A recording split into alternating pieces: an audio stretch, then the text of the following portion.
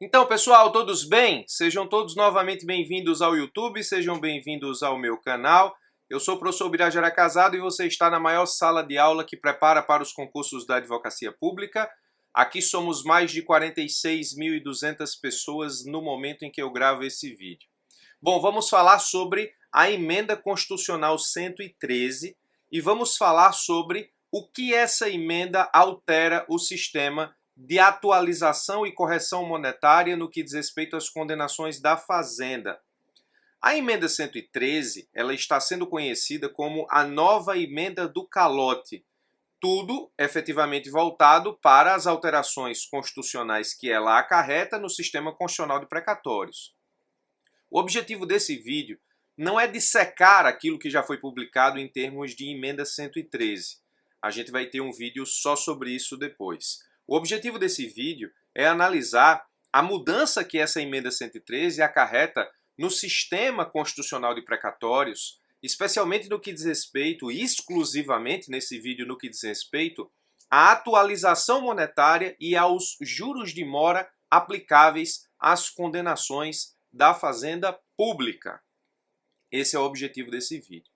Então, o vídeo não tem o objetivo de exaurir aquilo que diz a emenda 113, emenda constitucional 113, tão somente analisar os dispositivos dessa emenda que modificam no sistema constitucional de precatórios a questão da atualização monetária e dos juros de mora nas condenações impostas à Fazenda Pública e, obviamente, também no que diz respeito aos precatórios já expedidos, inclusive tem regra específica na emenda sobre os precatórios já expedidos. Delineado o objeto do vídeo, vamos analisar como fica a emenda constitucional 113 naquilo que nos propomos a explicar. Então eu coloco emenda constitucional 113 de 2021, correção e juros nas condenações da Fazenda. Bom, se esse é o objeto do vídeo, nós temos que ir para o artigo 3º da emenda constitucional 113, que diz assim, ó: nas discussões, isso nos remete a processos em curso.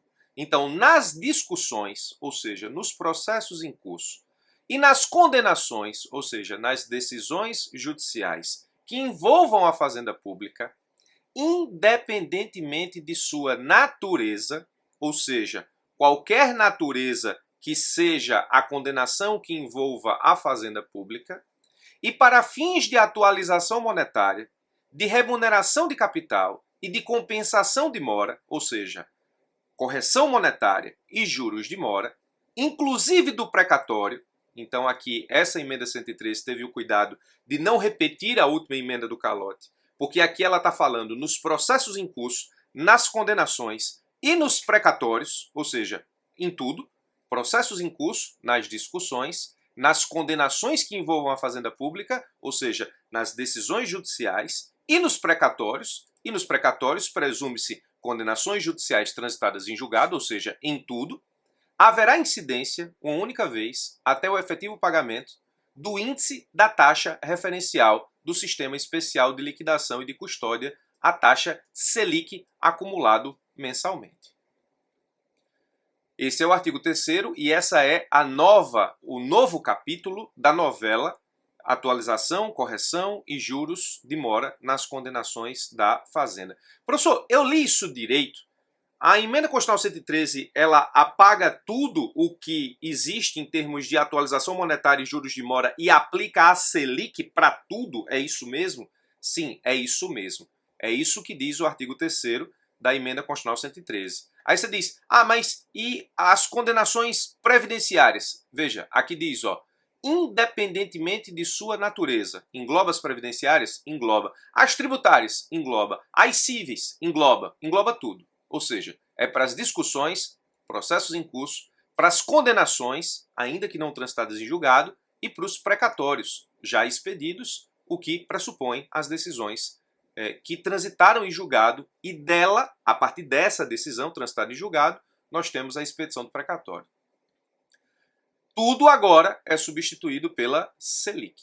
Bom, professor, eu que estudo para concurso e que vou enfrentar provas de procurador, para mim foi ótimo, porque eu não preciso mais efetivamente entender quando se aplica determinado índice. Se agora é tudo Selic, beleza para mim, é tudo Selic. Bom, Essa é a primeira notícia, ou boa notícia para quem estuda para concurso. Mas não é tão assim, porque eu vou te adiantar, essa emenda constitucional se aplica a partir da sua publicação, ela foi publicada, ela se aplica a partir da data da publicação, ela foi publicada no dia 9, então a partir do dia 9 de dezembro de 2021 é assim, o para trás, se na sua prova tiver condenações para trás, você vai aplicar os índices que existiam. Eu vou chegar lá nessa explicação também. Mas eu recomendo veementemente que você passe a ter intimidade com o artigo 3º da Emenda Constitucional 113, porque a tendência é que isso seja cobrado nas próximas provas de procurador. O artigo 5º, que é o que nos interessa para o tema desse vídeo, diz assim: as alterações relativas ao regime de pagamento de precatórios aplicam-se a todos os requisitórios já expedidos. Ora, alterações relativas ao regime de pagamento de precatórios inclui a correção e os juros. Aplicam-se a todos os requisitórios já expedidos, inclusive no orçamento fiscal e da Seguridade Social do exercício de 2022. Essa emenda constitucional entra em vigor na data da sua publicação. 8 de dezembro foi o dia que ela efetivamente foi formulada enquanto texto legal. 9 de dezembro foi o dia em que ela foi publicada, portanto, a partir de 9 de dezembro nós temos a aplicação do artigo 3º, e nesse caso específico, inclusive para precatórios requisitórios já expedidos. Muito bem, aqui eu faço uma tabela de como era, para que você entenda. Quando a gente estuda correção, atualização e juros de mora nas condenações da Fazenda, a gente precisa entender a diferença construída ao longo das normas, ao longo das leis e ao longo das decisões jurisprudenciais que envolvem condenações previdenciárias, tributárias e as cíveis. Nas previdenciárias, o STF e o STJ têm temas, respectivamente 810 do STF e 905 do STJ. 905 do STJ. E, pelos temas de jurisprudência STF e STJ, nós temos basicamente o seguinte, ó, até 3 de 2006, ou seja, até março de 2006, você aplica o IGPDI para as condenações previdenciárias. De abril de 2006 a junho de 2009, INPC. E a partir de julho de 2009, você aplica o INPC para todos os benefícios previdenciários, com exceção do BCP e LOAS, que seriam aplicados, nesse caso, a taxa chamada IPCAE. Então, aqui está o quadro de como era até o dia 8 de dezembro a correção e os juros de mora nas condenações da Fazenda que envolvam ações previdenciárias. Tá aí. A partir de 9/12, como vimos pelo artigo 3º da Emenda Constitucional 113, nós temos a aplicação da Selic, que já era publicada para as condenações tributárias. A Selic é a taxa que, nesse caso, estabelece a sua aplicação a partir da correção e a partir dos juros de mora das condenações tributárias. Nesse caso, a Selic já era aplicada para as condenações tributárias da União. E, no que diz respeito às condenações cíveis, nós tínhamos IPCAE para correção e TR para juros, segundo a decisão que o Supremo estabeleceu quando julgou a emenda constitucional do calote. Depois de muita discussão, aplicou isso para os precatórios expedidos e depois, numa nova decisão, aplicou isso para as decisões em curso que envolvam condenações da Fazenda Pública. Então, como era, está aqui, ó, previdenciárias, as condenações previdenciárias, nós temos aqui os índices que são aplicados, IGPDI, INPC e IPCAE, a depender efetivamente da data, isso você tira dos temas STF e STJ. Você tem para as tributárias a taxa Selic e você tem para as condenações de natureza cível o IPCAE para correção e a TR para juros, depois de uma construção jurisprudencial do Supremo bem alongada, que inclusive eu expliquei aqui no canal, na época, explicando efetivamente a emenda do calote e a decisão do Supremo Tribunal Federal sobre a emenda do calote. Bom, nós vimos que o artigo 3º da Emenda Constitucional 113 estabeleceu que agora é Selic para tudo a partir de 9/12 de 2021. Existe uma simplificação no que diz respeito à feitura dos cálculos e ao entendimento do tema? Não há problema e não há dúvida que efetivamente isso aconteça. Se efetivamente o objetivo é simplificar o cálculo e se o objetivo nesse caso é harmonizar a aplicação de uma única taxa para todas as condenações que envolvam a Fazenda, a emenda constitucional atingiu seu objetivo. Não há problema em reconhecer isso. O problema é que eu poderia, inclusive, fazer uma digressão sobre a taxa Selic, mas acredito que para os concursos da advocacia pública isso não tenha tanta importância. O que você precisa entender aqui é que no frigir dos ovos, trocar essas taxas de atualização, de correção e de juros pela Selic, no que diz respeito a onde não era Selic, ou seja, previdenciárias e cíveis, você tem como resultado que os credores receberão menos a título de correção e juros de mora.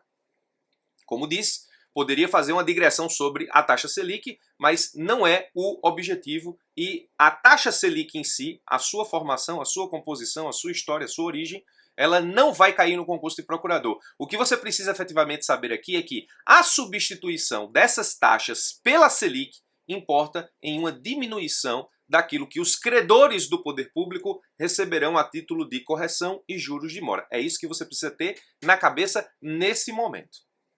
Então, significa dizer o que, professor? Significa dizer que nós teremos, de novo, um novo capítulo no que diz respeito à novela correção e juros de mora das condenações da Fazenda no Supremo Tribunal Federal e no Superior Tribunal de Justiça. E essa novela, que não tem fim, com esse novo capítulo, já desencadeou as cenas dos próximos capítulos. E as cenas dos próximos capítulos já é uma ação direta de inconstitucionalidade, a ação direta de inconstitucionalidade 7.047 de 2021, onde o PDT provoca o Supremo Tribunal Federal para argumentar, no que diz respeito à Selic, o seguinte, argumenta que a fixação da taxa Selic como índice de correção e remuneração dos precatórios viola o direito fundamental à propriedade, mesma fundamentação de quando a emenda do calote trouxe a TR como taxa que, nesse caso, seria aplicada lá na época, ou seja, a violação ao direito fundamental constitucional à propriedade.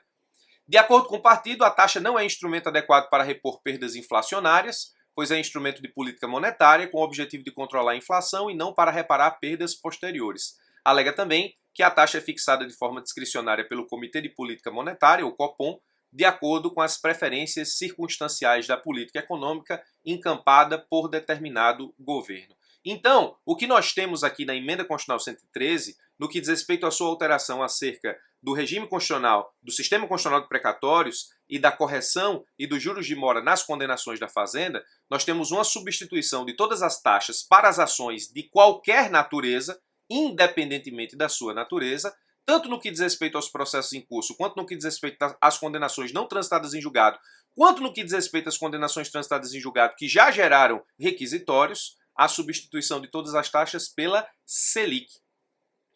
Esse é o ponto principal que nós temos que tratar nesse vídeo. Nós vimos também que isso se aplica aos precatórios já expedidos, que a emenda constitucional entra em vigor na data da sua publicação, que aconteceu no dia 9 de dezembro de 2021.